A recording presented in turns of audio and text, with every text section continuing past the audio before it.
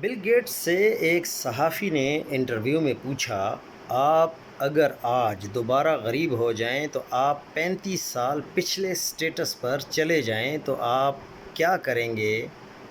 Bill Gates نے ہنس کر جواب دیا، کیا فرق پڑتا ہے، میں دوبارہ امیر ہو جاؤں گا۔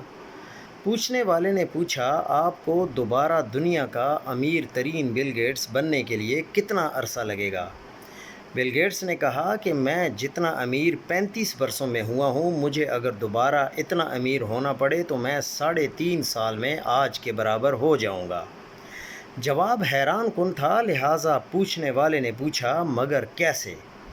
بل گیٹس نے جواب دیا، آج سے 35 برس پہلے مجھے یہ معلوم نہیں تھا کہ میرا ٹیلنٹ کیا ہے، وہ کون سا کام ہے جو میں کر سکتا ہوں، لہٰذا میرا زیادہ تر وقت ان کاموں میں ضائع ہو گیا جو میں سرے سے کر ہی نہیں سکتا تھا، لیکن آج میں اچھی طرح جانتا ہوں کہ میرا ٹیلنٹ کیا ہے اور میں کیا کر سکتا ہوں، لہٰذا میں سیدھا وہ کام سٹارٹ کروں گا اور 3.5 سالوں میں دوبارہ دنیا کا امیر ترین شخص ہوں گا۔